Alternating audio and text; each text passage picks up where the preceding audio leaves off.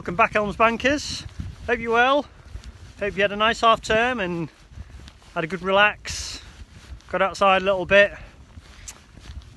Well, we've come outside for another outdoor Mr. Brown's Outdoor Adventures. I've got my two helpers again today.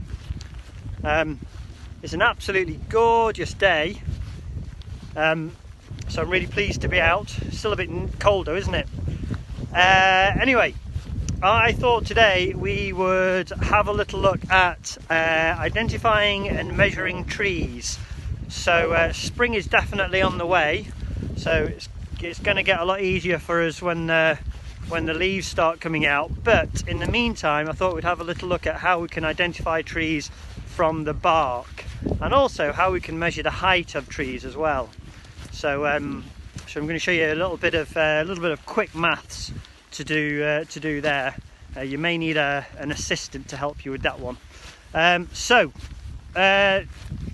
Bark rubbings. We're going to be having a look at some tree bark. You will need, not very much, but if you're going to do bark rubbings, maybe you've done it before, but you will need some bit of paper, and in my other pocket I have some wax crayons. So you'll need some wax crayons to help you with those bark rubbings, okay? And that's it. For the tree, to measure the height of a tree, you will need to use a piece of paper as well. So I'm going to show you how to do it with a piece of paper, and also how to just do it with just a stick that you can find in the woods, okay? Apart from that, there's not much else you need. What do we need to know? Bark. Bark is used to, it gives a tree protection.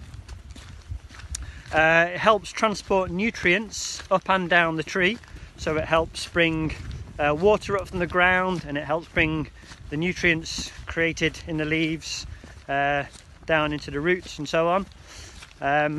Some bark, so a bark protects the tree from the effects of sunlight. So it protects the tree, it helps to stop the wood from drying out, so it can protect it from the wind. And apparently some bark, notably the Scots pine, can even protect the tree against fire. So the Scots pine has got really big, like, plates of bark, which apparently can protect it against the effects of fire even, so that's pretty impressive. And also I think some barks as well also have sort of chemicals in them that can help protect the tree against fungi, so stop the tree from rotting. Apart from that, not much else to report. We will make our way into the woods and see you in a few moments. If you get yourselves a bit of paper ready, some wax crayons, we'll see you shortly.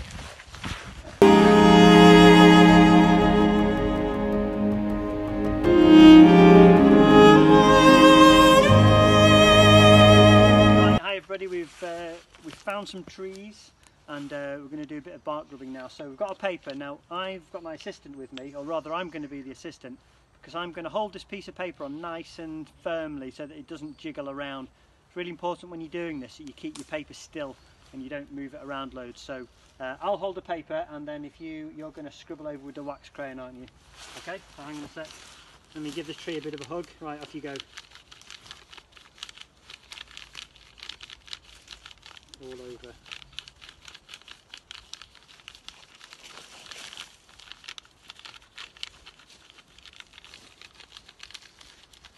You really sort of press it in all over.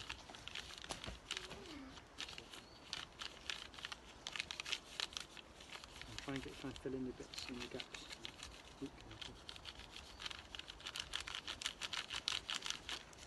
Okay. Right. There's our first go. Some success. Obviously with these trees here that have got really much flakier bark, these pine trees, it's going to be harder to do. So try it on some different trees. We're going to try and find some other trees now, maybe something like a birch, something that's got much smoother bark, and we're going to try it on that, okay?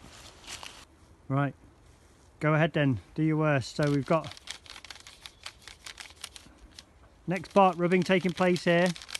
got a pine of some description. What yet if you do Scottish pine?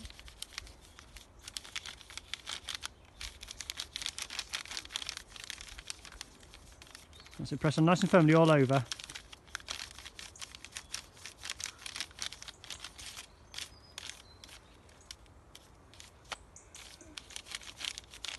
Keep rubbing, that's it.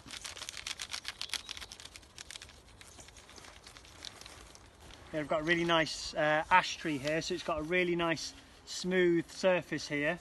There's not not much sort of texture about it, so it's going to be a really nice one to do a bark rubbing of. So I'm just going to hold it nice and still and drag my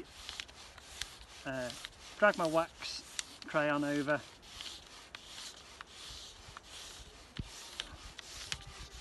It's really important when you're doing it that you keep your piece of paper nice and still, otherwise it's like you get like a really blurred effect. So that's come out really well there, that ash tree.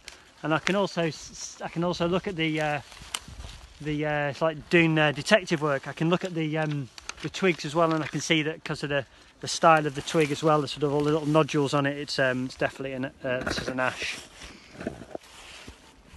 Let's see which others we.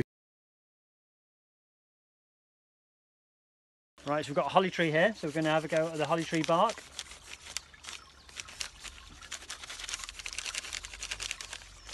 Okay, rub it nice and evenly all over. That's good.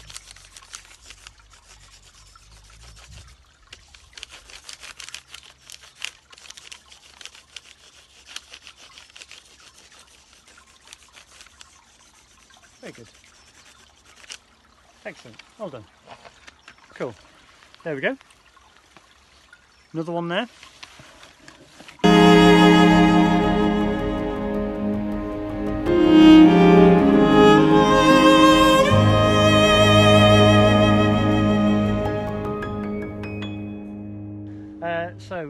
I've got the two little helpers. I've got a tree in the background. I've got a stick which I found, which is the same length as my arm. So when I hold it up like that, I can create a triangle, going from my fist up to the top of the stick, back down to my shoulder sort of eye line. So what I'm going to do and try to do now is walk forward until I get to the top of, I can see on so I can line up the top of that tree with the top of my stick. I'm going to try and hold my arm out nice and straight. So I don't think I've got to walk too much further forwards. I'm going to try and do that. If I do that,